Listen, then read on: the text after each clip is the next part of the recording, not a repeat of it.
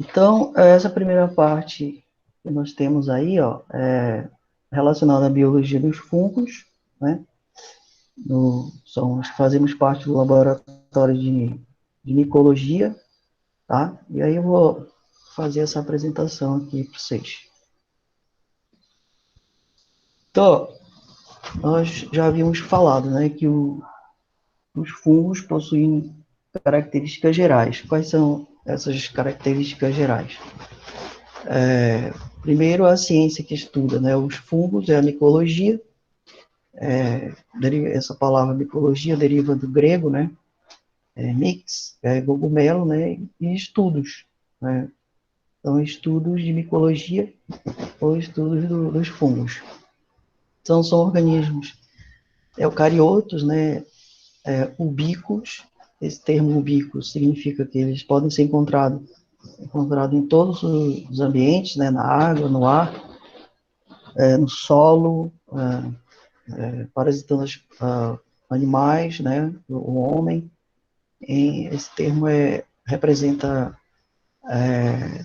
caracteriza todos os lugares que a gente pode encontrar esses fungos. Então, são unicelulares ou pluricelulares. A nutrição absortiva, que são heterotróficos, né? Produzem diversos tipos de enzima para sua alimentação, né? Fazer a absorção de nutrientes. E são também quimio-organotróficos, né? Esses quimio-organotróficos está relacionado quando eles têm uma certa dificuldade para conseguir alimentos, eles acabam convertendo, né, alguns metabólitos em amônia ou ácidos e acabam também ajudando no seu processo de metabolismo. Então, continuando as características gerais, a reprodução, como vocês já conhecem, é de duas formas, sexuada e assexuada, sendo que a assexuada aumenta, no caso, a variabilidade desses fungos, tá? E serve também para, quando eles estão com um problema de desenvolvimento, a atividade sexuada, aliás, a sexuada, ela pode ser um pouco retardada, tá? Mas a gente possui esses dois tipos de reprodução. A dispersão da água, nós podemos encontrar, né, fungos em água, em animais, fungos, sementes, né, em insetos, e também pode ser disperso pelo ar. Então, fungos anemófilos, né, fungos que dão em água, sendo que cada ambiente desse ele vai assumir uma característica também diferente, tá, de comportamento, de reprodução, enfim. Então, são aeróbios ou anaeróbios facultativos, que é o caso de leveduras, né, a maioria são aeróbios, mas podemos encontrar também anaeróbios e anaeróbios facultativos. A temperatura de crescimento geralmente é a temperatura ambiente, mas também eles podem crescer em meios ácidos, tá? Então, na verdade, aonde ele cresce, né, os fungos têm uma versatilidade muito grande, então eles podem crescer em diversos outros ambientes, ok? Até 1969, os fungos eles eram considerados, antes disso, eles eram considerados plantas, né? Talvez devido à sua morfologia, né? Então não tinham essa diferenciação.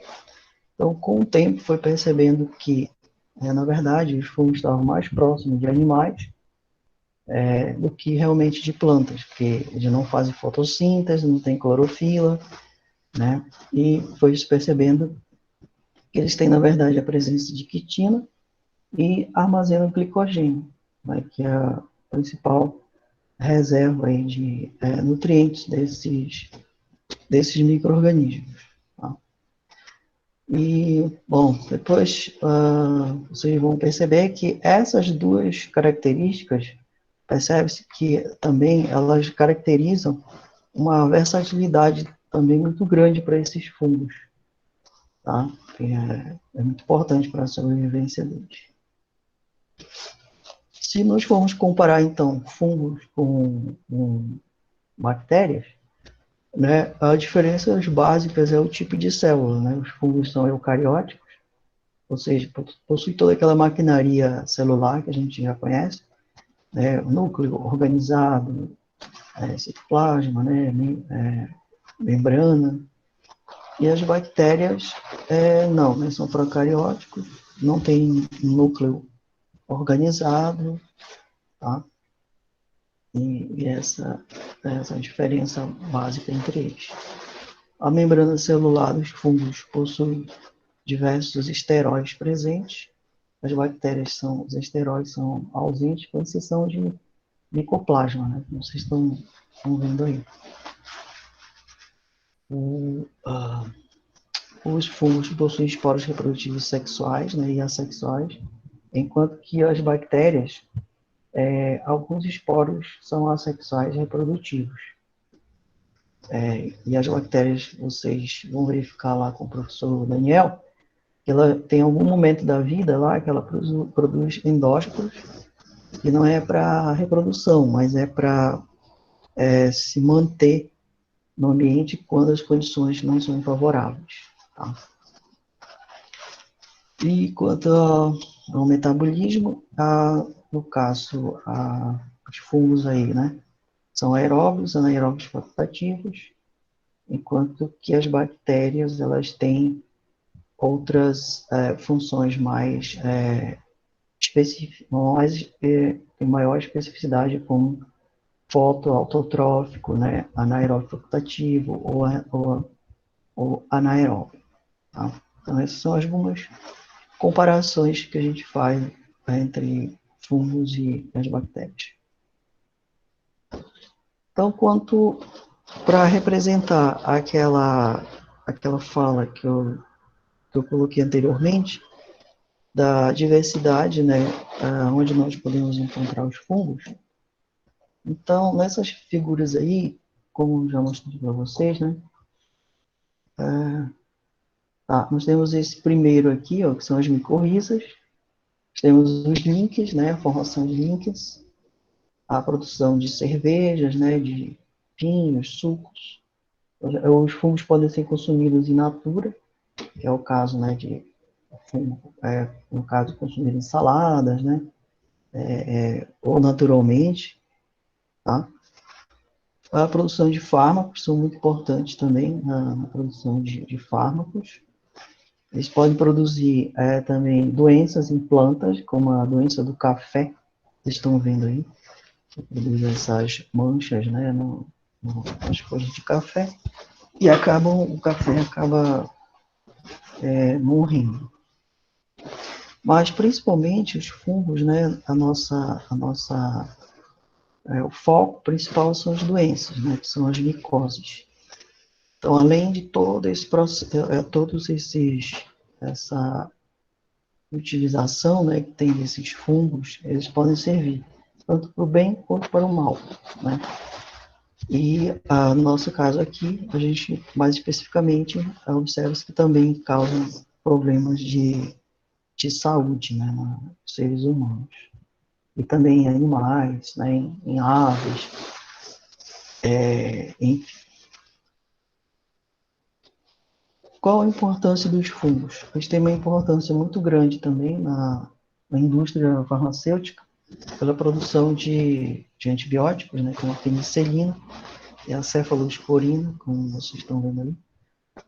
Dependendo do fungo, né, ele vai produzir, então, diferentes tipos de compostos.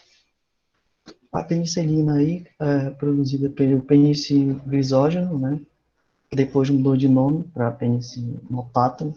Isso é muito comum na biologia, né, essas mudanças de nome, né, desses fungos. Geralmente não há um consenso entre os micologistas no nome de fungos, mas é importante observar que dependendo do substrato que ele tiver, né, ele está produzindo diferentes tipos de produtos que pode ser usado pelo homem. Tá? Então, tem dois exemplos aí da importância, que é a produção desses antibióticos, né, que são amplamente utilizados até hoje, desde 1941, né, vocês podem ver aí. Quanto às relações ecológicas, né, eles podem ser saprófitas, parasitas, que é o nosso foco, né, principal, o parasitismo, tanto aqui no caso, pode causar doença, né, nas pessoas, doença de pele, né, tem uma infecção causada provavelmente por uma levedura, tá? E aqui, geralmente, em plantas são fungos, geralmente são fungos filamentosos, fungos filamentosos endofíticos. Então, também são importantes simbiontes, né, entre plantas, né, a gente podem fazer uma associação em raízes, né, melhorando a absorção de nutrientes para as plantas. Então, os fungos são muito versáteis, né, podem causar problemas, mas também eles auxiliam em diversos processos na natureza.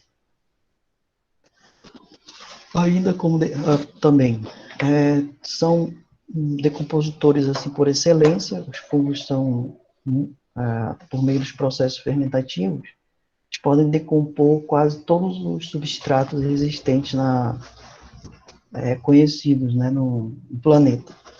Então degradam material, degradam diversos tipos de materiais como madeira, tinta, né?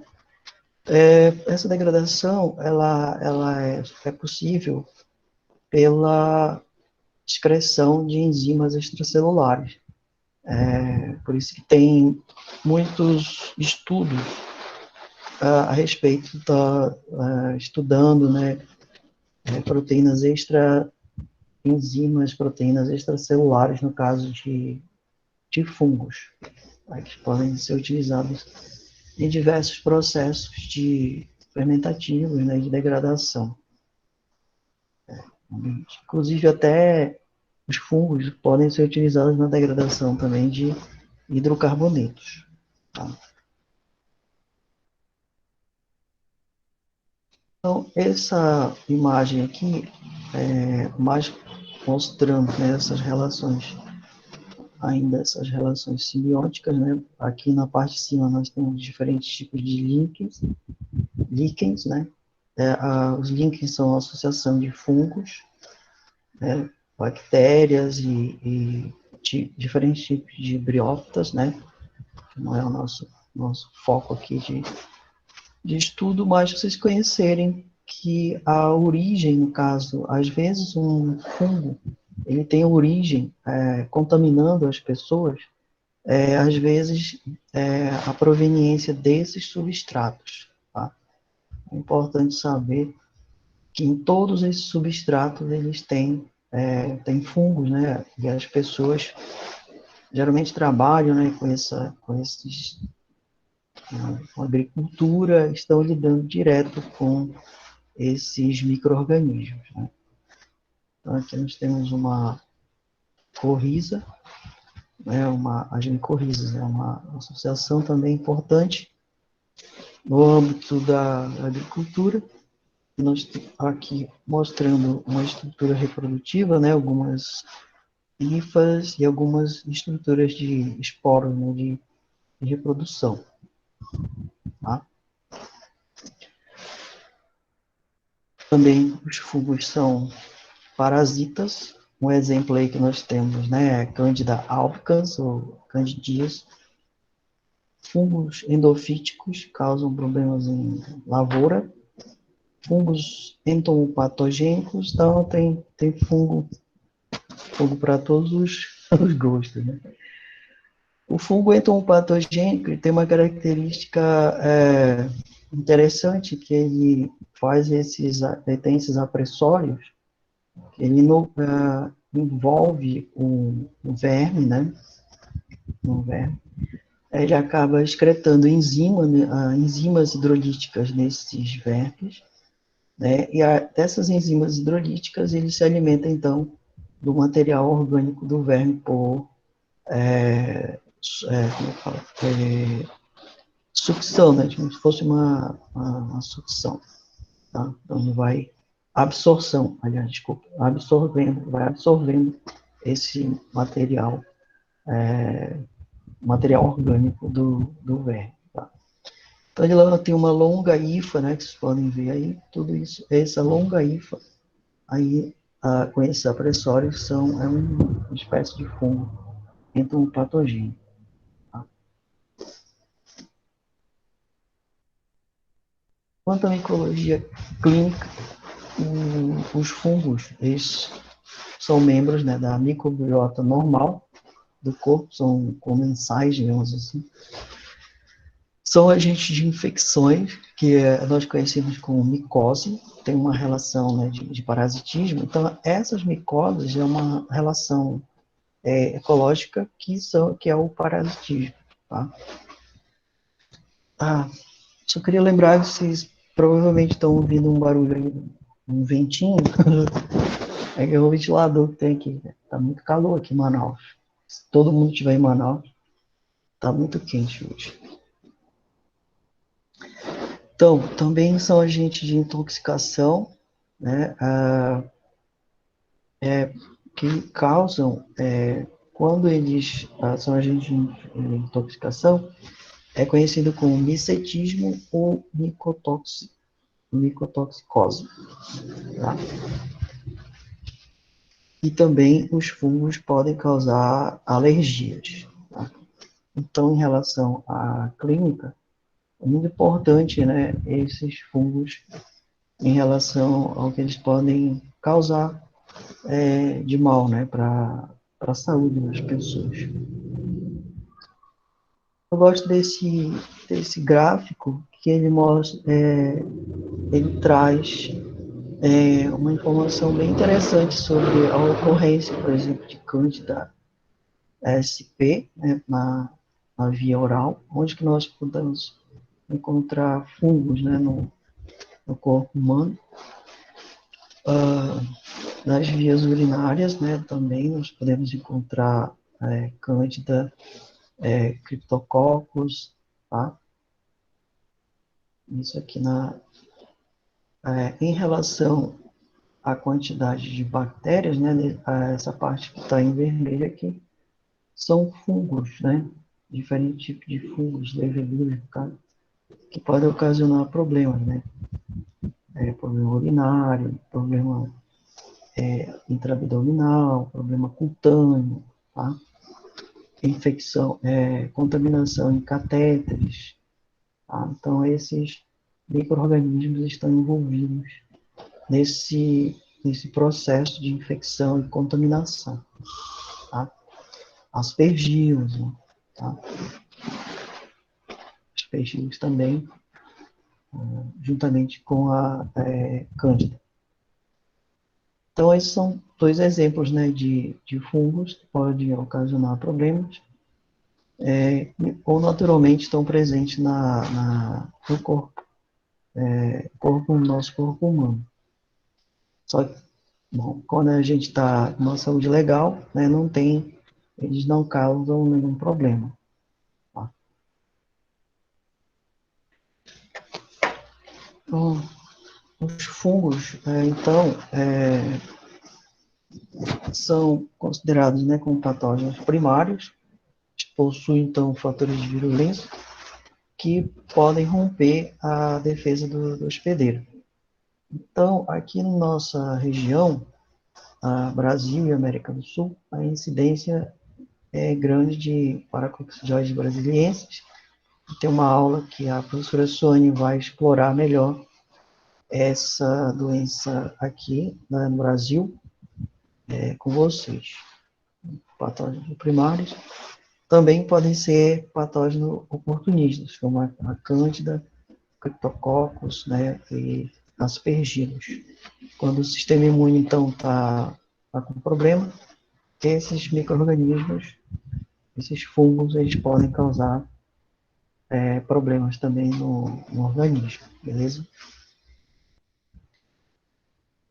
Continuando então com a micologia clínica, nós temos alguns exemplos aí, ó, de como que principalmente essas leveduras, elas podem causar problemas, né, na boca, pode causar problema gastrointestinal, problema na região sexual, né, os órgãos sexuais.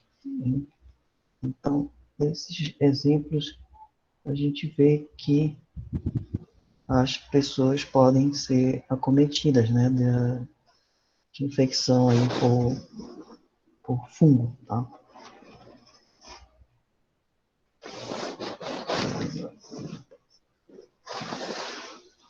Também pode causar problemas superficiais, vocês até viram, né, na aula lá da professora Gisele, as dermatofitoses, que tinha corpóreos, né, a ptiríase, né, tinha um vinato, que é um comicose, né, que já fizemos, inclusive, até algumas aulas práticas, né, com esses micro-organismos, né, só para a gente relembrar o aspecto clínico dessas micoses. Oi? Tá bom. Então, mas tá tudo certo aí, gente? Devemos continuar, né? Então, beleza. A micologia clínica, também em relação à micologia clínica, nós temos as micotoxicoses. São intoxicações causadas pela ingestão de alimentos, né? As principais enzimas envolvidas nesse processo é a aflatoxina, geralmente produzida por aspergilos, e a ocrotoxina A, que pode ser produzida tanto por penicillium quanto aspergilos. Então, isso está relacionado mais à intoxicação por grãos, né, e alimentos. Que geralmente os alimentos mal condicionados, mal conservados, ou que passou do prazo, né, de validade, esteja contaminado com um desses fungos, então a pessoa pode ser acometida por essas micotoxicoses.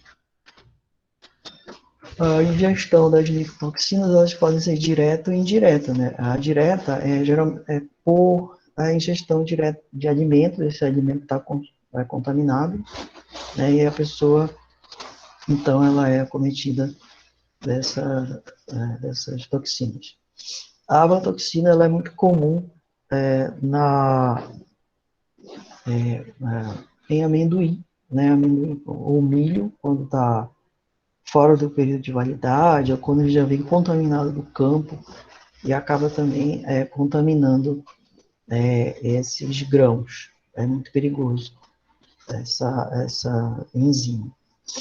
Também pode ocorrer em suco de maçã, café, então por isso que tem que ter todo um controle de qualidade nesses alimentos, né? Que aí é para evitar a contaminação, no caso, direta com as aflatoxinas, produzidas por fungos.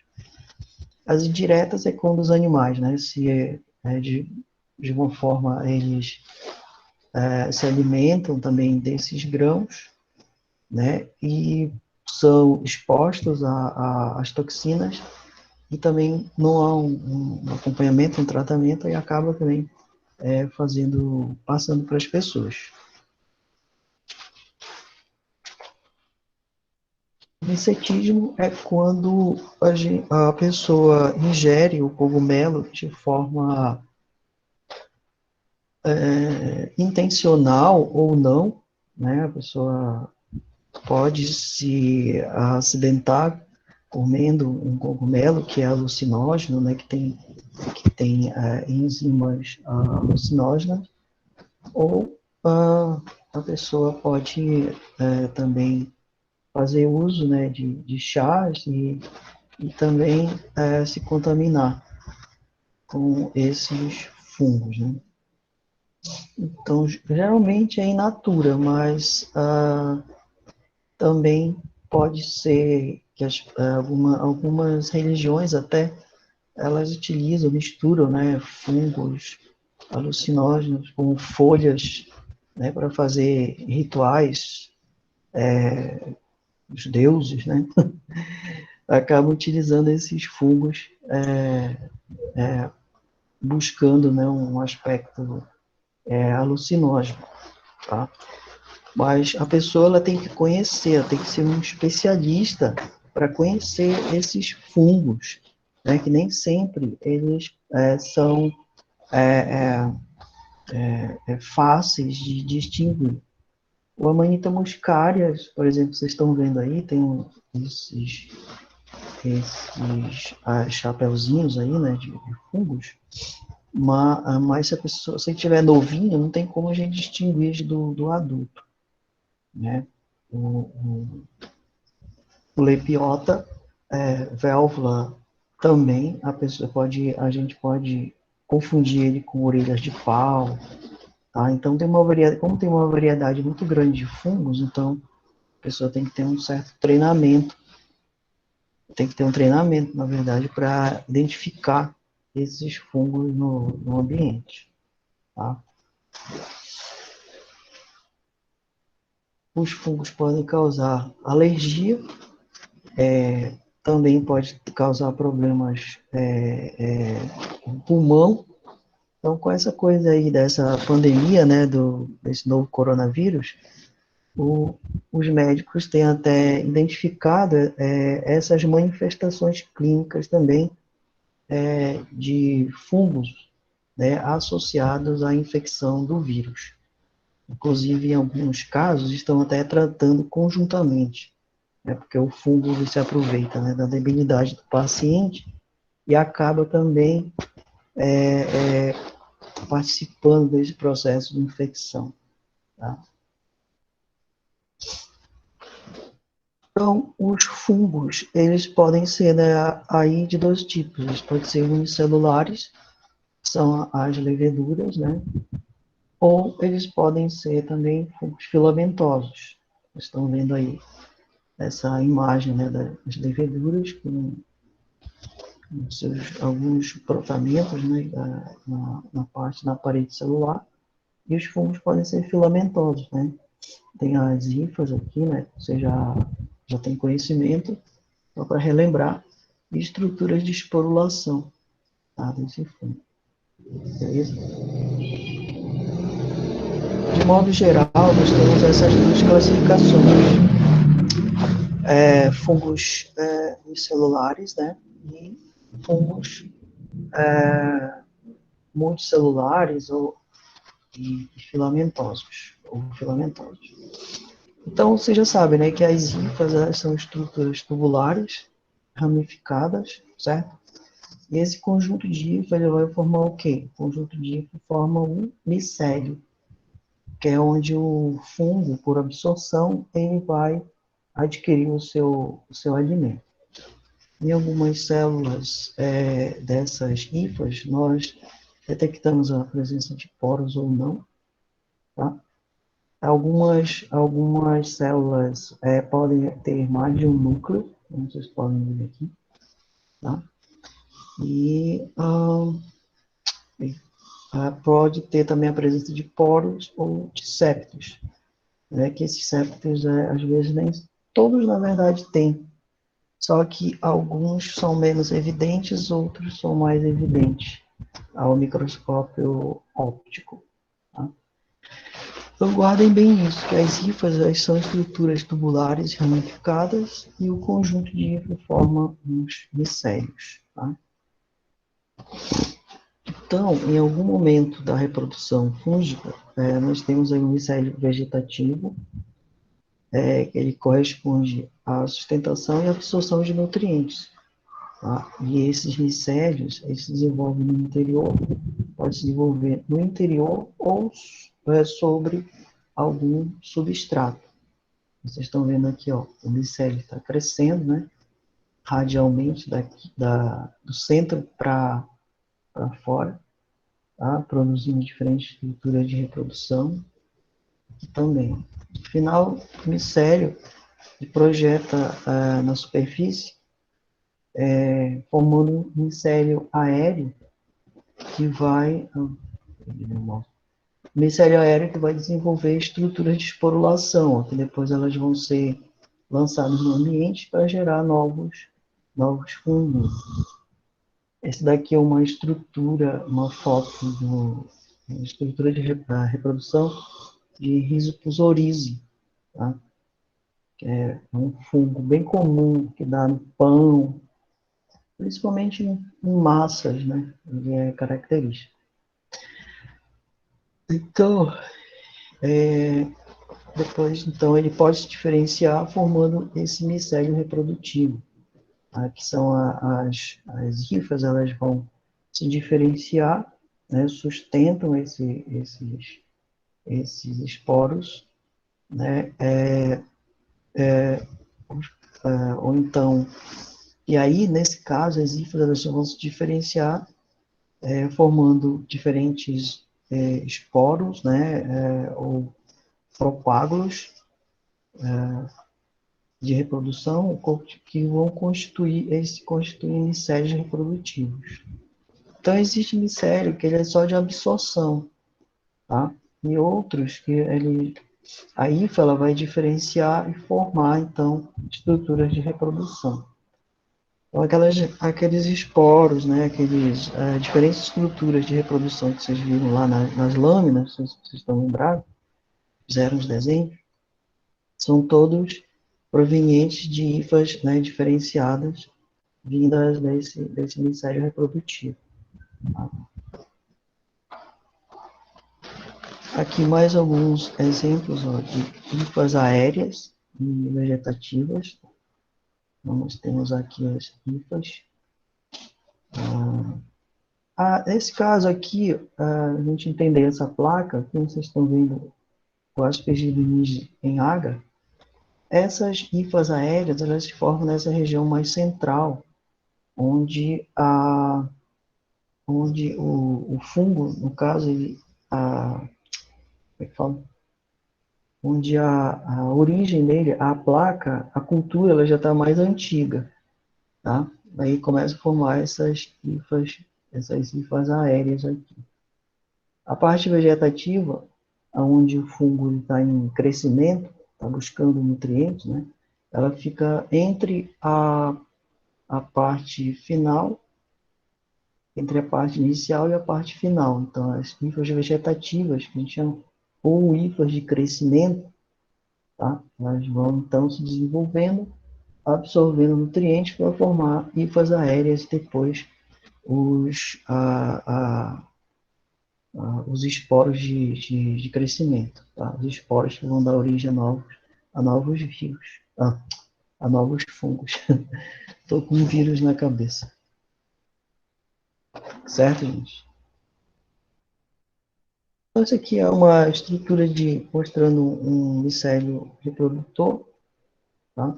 Veja que ele se diferencia, né? As hifas se diferenciam em estruturas produtoras e um micélio vegetativo. Então, comparando com plantas, seriam as raízes, né? Isso aqui seriam o galho, isso aqui seriam os frutinhos, né?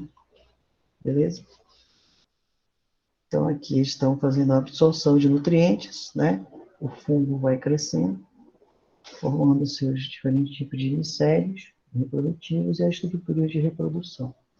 São a produção de esporos. Quanto às leveduras, as leveduras elas são unicelulares, elas podem ser esféricas, ovais ou elípticas, né? E algumas leveduras formam uma estrutura chamada de pseudomicélio, tá? Então, dependendo das condições de temperatura e dependendo também da espécie da levedura, ela pode formar estruturas chamadas de pseudomicélio, que são estruturas relacionadas à patogenia. Tá?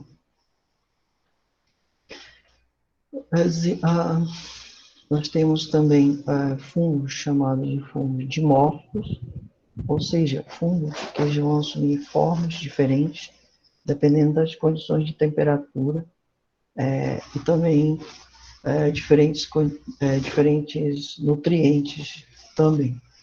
Exemplo, para Coccidioides brasiliensis, a 37 graus ele forma essa estrutura mais arredondada, né? E aí, a 23 graus, ele forma estruturas ramificadas, ou tipo os pseudomicélios, né? Tipo mais hifas, né? Falsas hifas, digamos assim. Então, isso se dá devido que a diferença de temperatura, né, pode influenciar no aparecimento do mesmo fungo, por exemplo, que é o Paracoccidioides brasiliensis, é que ele tem essa forma, né, forma leveduriforme, e aqui vai ter uma forma de hifas, tá? Então, ele assume essa característica. Os fungos podem assumir essa característica também de formas diferentes, são chamados de dimórficos. A mesma espécie formam em características diferentes. Então, o dimorfismo em fungos ele é importante para a questão da identificação. Tá? Eles podem ser também ocasionados pela diferente concentração de CO2. Isso a gente consegue observar no ambiente? Dificilmente. Isso a gente observa fazendo cultivo desses fungos em placas de Petri, controlando, no caso, o crescimento, né, desses fungos, com diferentes meios de cultura de crescimento, tipo BH, BHI, BDA, tá, que é o batata dextrose agar, né? Então, utilizando diferentes tipos de meios, a gente consegue evidenciar essas estruturas de crescimento em placa. Então, esse dimorfismo ele vai ser muito influenciado por temperatura, né, concentração de CO2, embora seja difícil de medir isso, mas acontece, e diferentes concentrações de meio nutriente, meio de crescimento, tá? Dependendo do fungo. Dependendo do fungo, técnicos lá de laboratório, da espécie, do patógeno, então, os técnicos lá no laboratório, eles vão precisar correr atrás de diferentes nutrientes para fazer crescer esse fungo, tá? Para que ele mostre, digamos assim, as suas estruturas de reprodução, que a gente possa identificar esses fungos, no caso, em placa, no laboratório. Então, aqui, ó, como eu falei lá para vocês, a Candida albicans, ela tem essa estrutura, né, unicelular, mas também ela pode formar estruturas de pseudohifas, que nessa condição é o fator de virulência. Então, professor, mas no mesmo fungo pode acontecer isso? Pode, quer dizer, a Candida albicans pode acontecer isso, tá? Todas as cândidas acontece isso, né? Nem todas, tá? Mas na Candida albicans já foi verificado que acontece, que não existe só essa espécie de cândida, né? Existem outras. Existem outras espécies de leveduras, tá? Quanto à morfologia dos fungos, que também é importante para nós temos a macromorfologia, que são as características macroscópicas coloniais. Vou mostrar daqui a pouco algumas colônias para vocês, que servem também para a gente diferenciar em laboratório esses fungos. E nós temos também a micromorfologia, que são características microscópicas dos fungos. Olha, essas placas são muito bonitas, né? Então, nós temos aí, ó, fungos filamentosos, conhecido como bolores, né? E aí, essas colônias, que estão vendo aí, da esquerda para a direita, elas têm aspectos diferentes, estão vendo? Se vocês verificarem, tem algumas colônias que têm reentrâncias, como essa aqui do meio, que provavelmente são aspergilos. Há outras com uma entrância, né, tipo cerebrosídeos, né, que lembra os sucos de cérebro, também tem essa classificação. Tem também, né, colônias radiais, né, colônias pulverulentas, que é essa aqui. Essa aqui tem mais de um fungo aqui, ó. Tem 1, 2, 3, 4, 5. Né, tem 6 fungos diferentes aqui nessa placa, crescendo. Então, isso aqui é importante também para mostrar o seguinte, que para conhecer um micro-organismo, eu preciso isolar, ou seja, purificar esse micro-organismo com a intenção de fazer a identificação macromorfológica dele, a partir da colônia. Tá? Então, quando eu tenho uma colônia bem característica, né, tipo esta aqui, esta primeira aqui, ó, eu percebo que tem uma espécie só de fungo aqui. Tá? Essa daqui tem uma espécie só, mas é porque ele foi repicado. Coloquei um pedaço aqui, esse aqui é o mais antigo, esse aqui é o mais novo. É o mais novo. Tá, gente? Então, esse aspecto da colônia é muito importante também. Às vezes, quando o técnico é bem treinado, ele já sabe, só pela colônia, se é um aspergilo, se é um rhizopus, se é um penicílio, tá? Se é um curvulária. Pelo que eu sei, provavelmente esse aqui deve ser um curvulário, tá?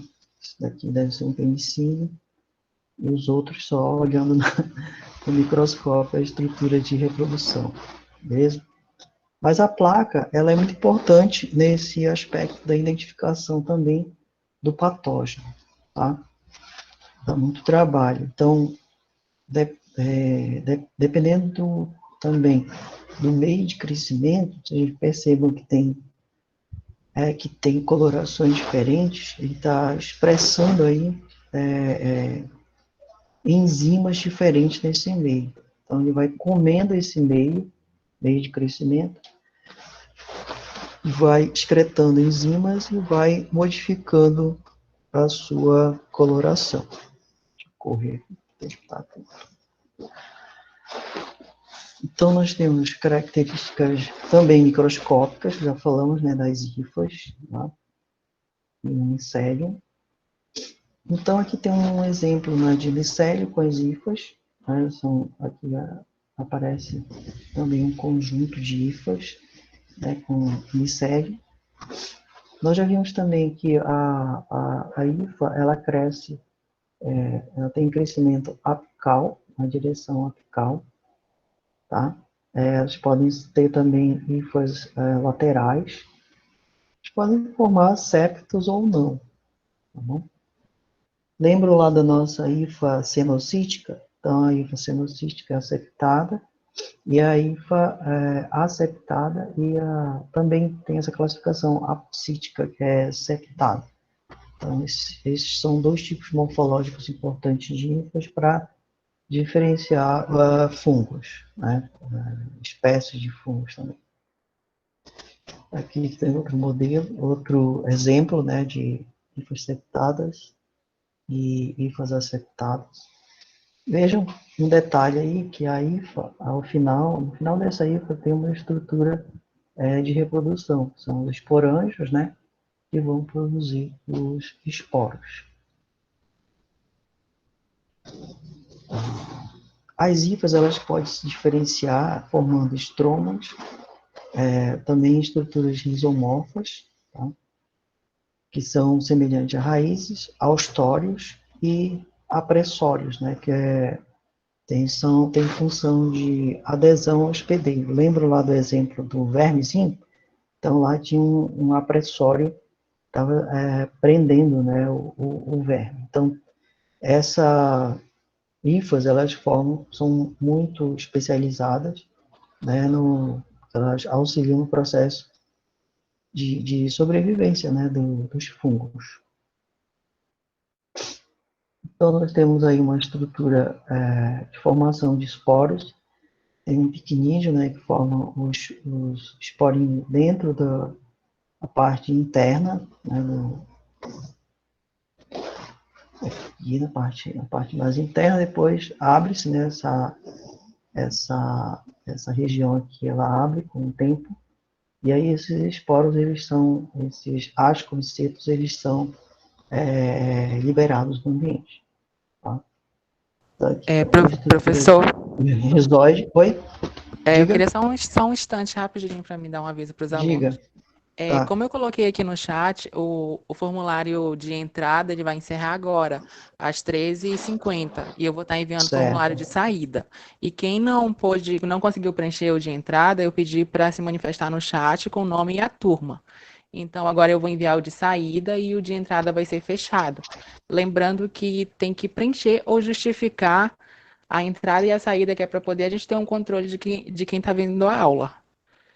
Aí, Tá certo. se alguém tiver algum problema, pode chamar no chat e explicar sobre o formulário de início, que eu vou fechar ele agora. Beleza, E Juan. colocar o próximo. Tá? Tá Pode certo. continuar a aula. Obrigado. Obrigado, Juan. Valeu. De nada. Então, fungos unicelulares também, com o caso, nosso caso são as leveduras, vejam que elas podem ter um aspecto semelhante às bactérias, né? Não sei se vocês já viram as plaquinhas de bactéria lá com o professor Daniel ou com o professor Ananias, elas também, as leveduras têm essa característica. Aqui nós estamos usando meios diferenciais, onde essas colônias de leveduras, vejam, elas têm também formam coloração diferente, dependendo do meio, tá? Então, tanto a cor quanto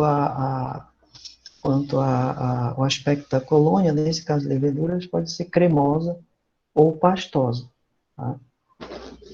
Tá, gente, beleza? Essas placas estão muito bonitas.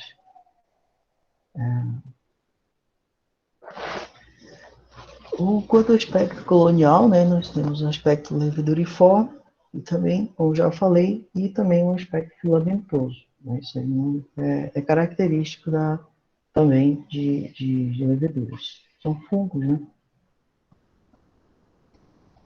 Então, a micromorfologia aí das leveduras, pode ser celulares, ovais, elípticas. Algumas formam pseudohifas, como nós já falamos, né? Tem uma estrutura desenvolvida que é o blasto conídeo, e dependendo das condições, né, também do meio onde ela estiver, ela pode formar a pseudo-hifas, as leveduras. Essa parte passar. Bom, as células fúngicas, elas são células características, uma típica célula eucariótica, possui núcleo, possui membrana, possui vacúolos, né? Citoplasma, mitocôndrias, beleza?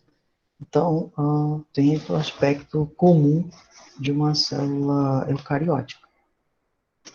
O diferencial da parede celular de fungos é que ele vai ter o quê? Vai ter monoproteínas, né, diferentes tipos de glucanos, tem a actina, que é a da resistência aos fungos, e também depois vem a bicamada fosfolipídica, só que as proteínas, no caso intra-membrana, elas são tipicamente formadas por ergosterol.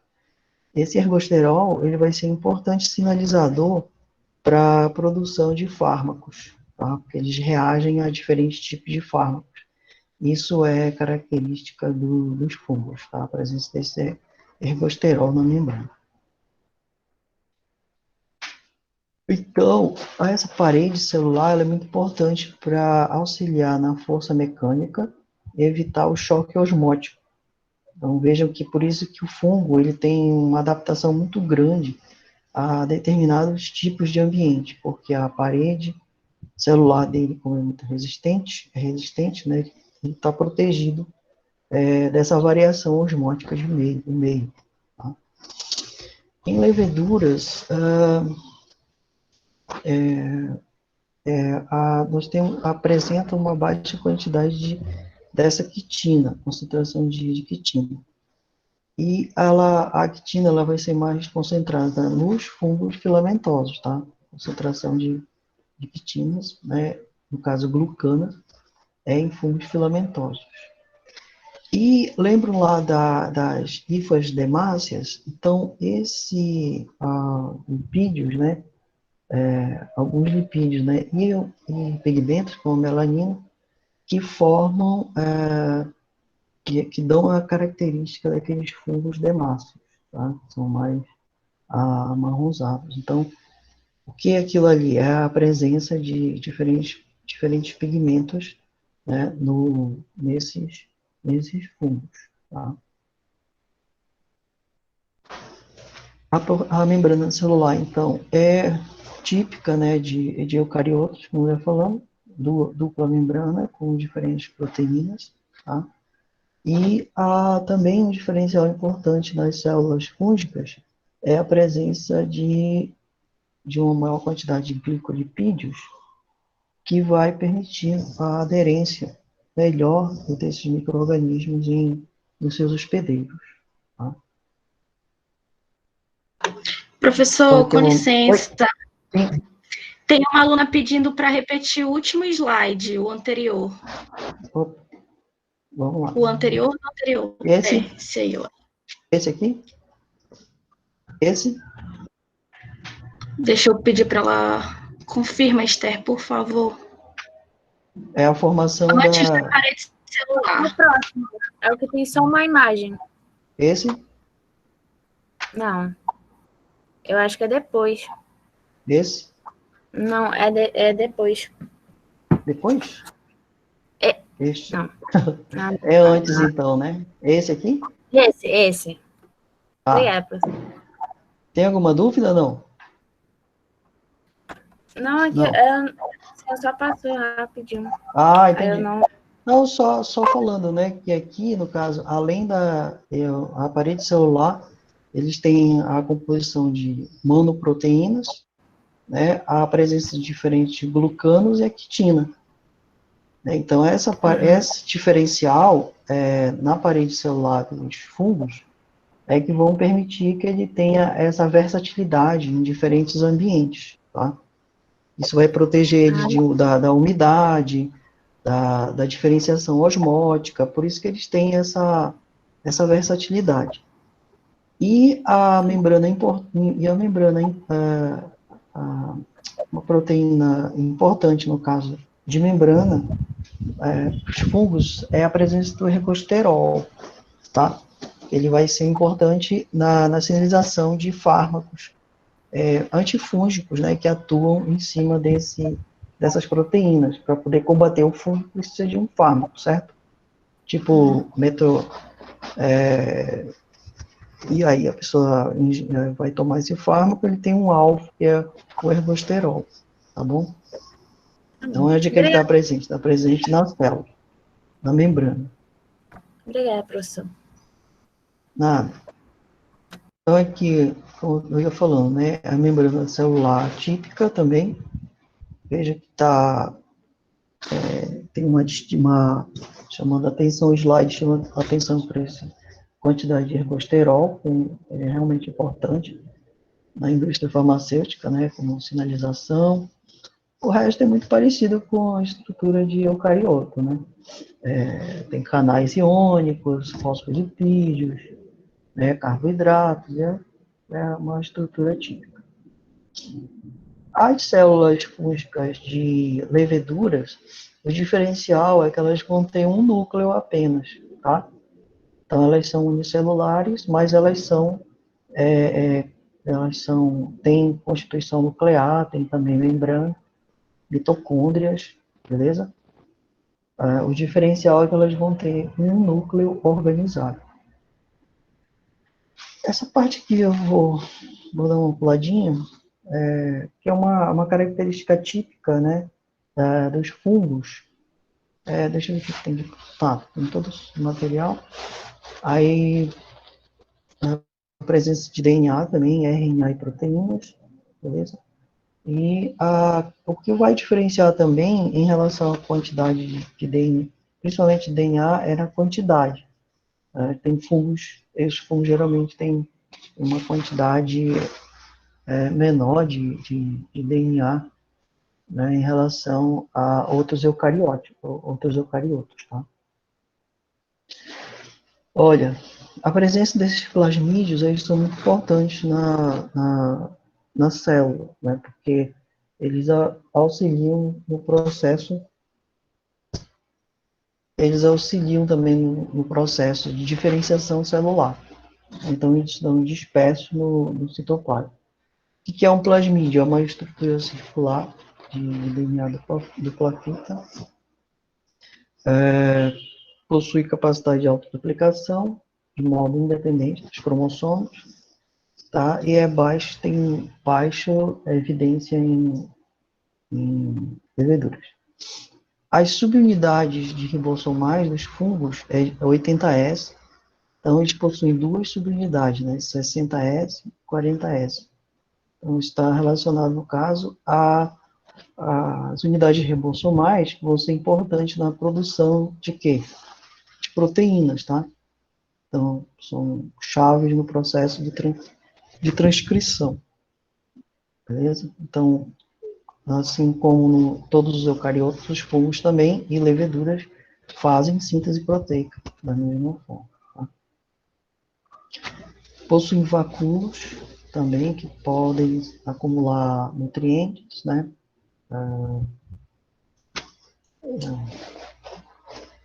Acumular nutrientes, então são importantes também no processo de lise celular e reciclagem de nutrientes. Aqui nós temos uma cápsula que ela é facultativa para micro-organismos, o que caracteriza o fator de virulência em alguns micro-organismos, como Cryptococcus neoformans e Cryptococcus gat.